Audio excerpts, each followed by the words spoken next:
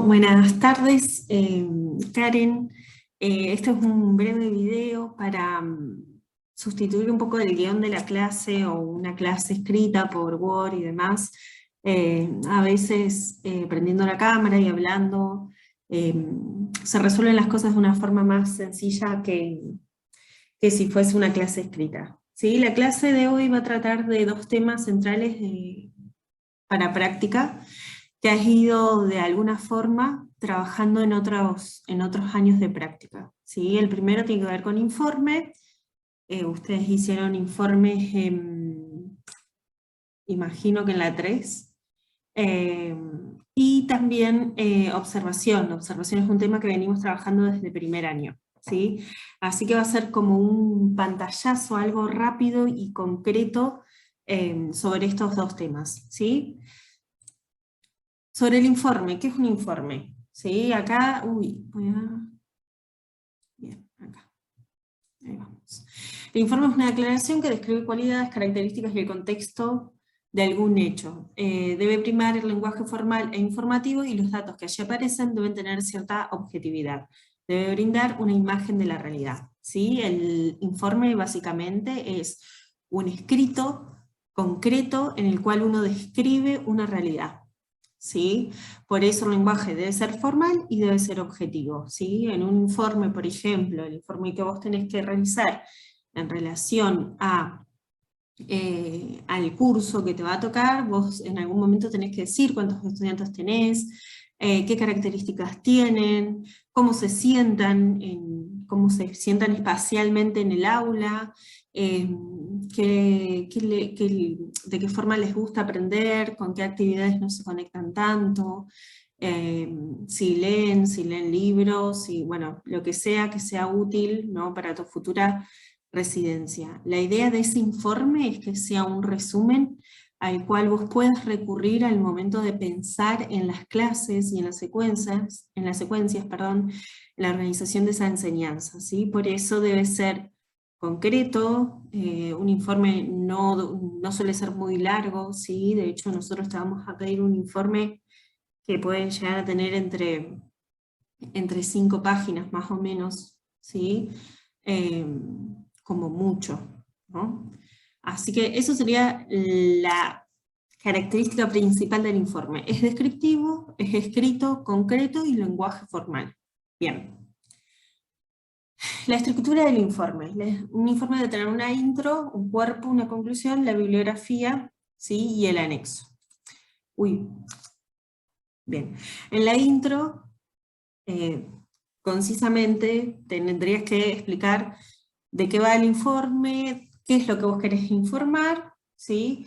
Y si tenías alguna idea de esa escuela, si tenías alguna idea de ese grupo de estudiantes y demás. Después en el cuerpo vas a detallar la información principal. Se pueden usar subtítulos. Nosotros siempre que hemos trabajado con informes, por lo general no se hace, ¿sí?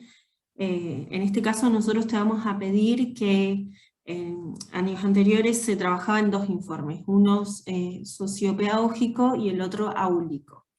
En el sociopedagógico se toman características de la institución en general y en el áulico del curso en particular. ¿Sí? Nosotros vamos a hacer un informe y estaría bueno, sería interesante que en ese informe hayan 2 subtítulos, ¿sí? Uno que representa la parte institucional o común del colegio, tipo qué modalidad tiene la escuela, cuántos estudiantes, cuáles son sus proyectos, cuestiones de matrícula y demás, que eso lo vamos a encontrar en el PEI, ¿sí? Y después un segundo subtítulo que tenga que ver con la presentación del curso o del aula en particular que te toca a vos. ¿Sí? Esa sería la organización del cuerpo del informe. ¿Sí? Vos podés poner introducción, perdón, hacerla un párrafo, no es más que un párrafo, y una vez que arrancas con el informe, arrancas con el primer subtítulo que tiene que ver con lo general o lo institucional y después pasas a lo áulico. ¿Sí? ¿Se puede llegar a una conclusión? Se puede llegar a una conclusión. ¿Es importante? Sí, es importante. La conclusión sí se da en el en un párrafo al finalizar cada uno de los subtítulos, nada más. ¿Sí? Después la bibliografía, si usaste, ¿sí? Y en algunos casos se usan planillas de observación, que ahora cuando pasemos al tema de la observación en sí, es algo que vamos a ver. Bueno, en cuanto a los formatos y formalidades, lo que te vamos a pedir es que sea un archivo Word, con hoja 4, letra Arial 11, con justificado el texto, los márgenes normales, interlineado 1.5, el nombre del archivo sea informe PD, que es práctica docente, guión, bueno, un nombre y tu apellido, la fecha de entrega o de la primera entrega, porque obviamente tiene reelaboraciones y demás, es una semana después que arrancás a dar tu primer clase, ¿sí? ¿Por qué? Porque la idea del informe es que puedas hacer todas las observaciones y ya una vez que terminen las observaciones, o sea que ya estés dando clases, ¿sí? Ahí termines de delinearlo. La extensión es entre 5 y 7 páginas, es un montón. ¿Sí? 5, si llegas a 5 ya está bien, no te preocupes. Obviamente lleva carátula, ¿sí? En la carátula sería importante que pongas el escudo del instituto, y en las normas APA también están las características de las portadas, que en general va, bueno, en la imagen o el escudo del instituto, Instituto de Formación Docente y Continua de Río Colorado, abajo el profesorado, abajo la materia, abajo los nombres de las profes, y abajo el nombre de la autora del informe, que serías vos, ¿sí? Y abajo del todo, ciclo electivo 2022. Eso sería el formato de la carátula. En la carátula obviamente podés jugar con el número el tamaño de la letra y podés usar otra letra distinta a Arial 11. ¿Sí? Esto es, ¿qué es lo que vamos a considerar? ¿Sí? La calificación es aprobado o reelaborar. La claridad en el desarrollo de ideas, el uso adecuado de citas, entrega en tiempo y forma, perdón, profundidad en el análisis o de las conclusiones a las que arribes en general en el grupo, ¿sí? Y el uso de las normas APA 2015, ¿sí? Que son las que siempre trabajamos. Bien, eso por un lado. Ahora, por otra parte, vamos a trabajar con la cuestión sobre la observación. En general, en práctica, nosotros en la 1 y la 2 trabajamos con el material de Juni Urbano, y lo que allí tiene que ver con una observación participante, ¿sí? Porque las técnicas que se usan en primero y en segundo son técnicas más del campo de la antropología, de la sociología y demás. En el campo de las ciencias de la educación, como el objeto de estudio es distinto, la forma de observar varía en algunas cosas bien puntuales, ¿sí? Entiendo que podrías haber llegado a trabajar estos dos materiales, el de Claudia Sus y, que es de Rebeca Rijovic, ¿sí? La observación, educar la mirada para significar la complejidad. Lo que voy a hacer es un pantallazo de estos dos textos y los vamos a subir a plataforma por si te interesa profundizar en alguna de estas cuestiones. Bien. Claudia Sus es una profe de la Universidad Nacional del Comahue, ¿sí? De la parte del CURSA, que sería la sede atlántica o la que está en Viedma, que es donde está la carrera de psicopedagogía. Esta docente armó esta ficha de cátedra, ¿sí? Para trabajar con la cuestión de la observación en relación al campo educativo o a la observación destinada a futuros residentes o practicantes. ¿Sí? Por eso es la importancia de este texto. Nosotros con Juni Urbano ya trabajamos que la observación no es lo mismo que ver, que la observación no tiene que ver con una acción pasiva, sino que tiene que ver con analizar, con reflexionar sobre la realidad, ¿sí? Que tiene que ver o que se hace para estudiar o conocer algo en relación a la misma. Voy a acercar un poquito acá. Bien. Y acá este sería el resumen del texto, ¿sí?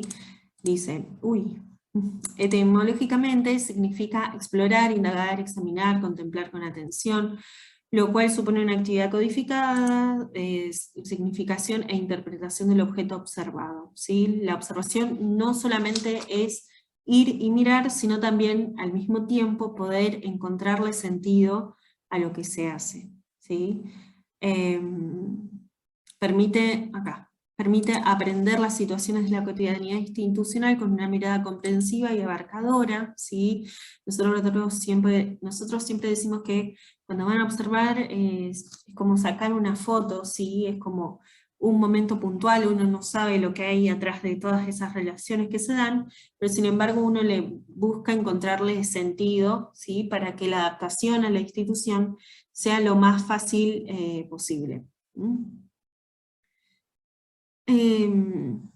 Bueno, acá habla de, de los tipos de observación, que es algo que trabajamos con Juni y Urbano hace un montón: la no participante, la participante, la directa. La directa, la indirecta, la estructurada y la no estructurada, ¿sí? Esto es una clasificación que se hace.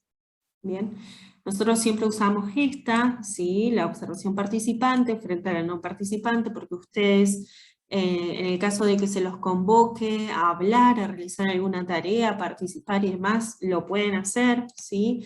Es directa porque el investigador, que serías vos, ¿sí? Te pones en contacto con la situación, con lo que va a suceder, y es estructurada, ¿sí? Porque vas a usar elementos técnicos, ¿sí? Acá da el ejemplo de fichas, cuadros y tablas. ¿Bien?